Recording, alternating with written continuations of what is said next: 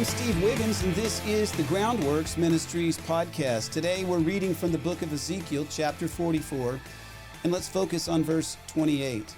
This will be their inheritance. I am their inheritance. You are to give them no possession in Israel. I am their possession. You know, the priests were chosen from the line of Aaron's descent. However, a further narrowing of that priestly line occurred at the time of David's reign, when Zadok the priest successfully backed Solomon as David's successor, and only those Levites descended from Aaron through Zadok could serve as priests at the temple. Now, according to Ezekiel, the Zadokites alone remained free from the charge of apostasy during the reign of the Israelite kings. Only those priests were allowed to offer sacrifices of fat and blood. The fat was burned after the sacrifice, and the blood poured out upon the altar as gifts to the Lord. One would suppose that this people group favored by the Lord should expect God's favor to include wealth and worldly possessions. In fact, many Christian leaders would claim that God's people should expect wealth and prosperity to be the natural outflow of their faithfulness. But nothing could be more untrue.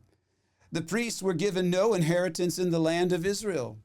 And though a portion of the land surrounding the temple was given to them, God himself was to be their inheritance. God's like, I'm your inheritance. They were to live off the various sacrifices which they were allowed to share.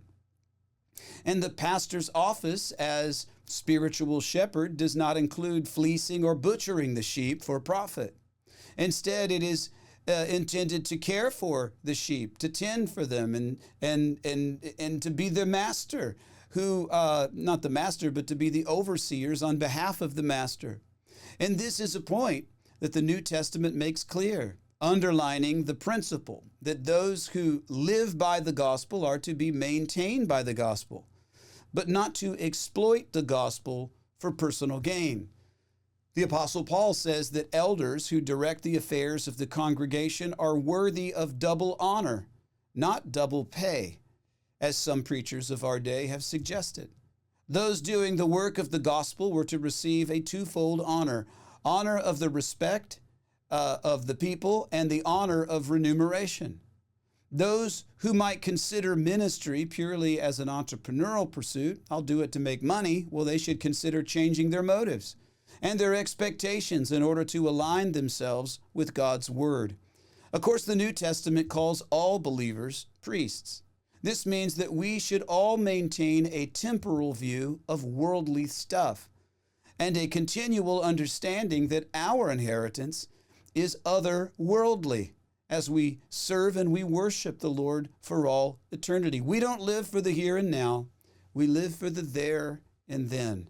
I'm Steve Wiggins, and this is the Groundworks Ministries podcast. Now, Groundworks Ministries operates entirely through financial donations from faithful people just like you. And yes, we do need your monthly support. You know, donating is secure and it's easy at our website, groundworksministries.com. Another way to help is to tell people about Groundworks Ministries. Just let them know we're here. Share these podcasts with friends and family and on your social media. And of course, you can always direct folks to our website, groundworksministries.com.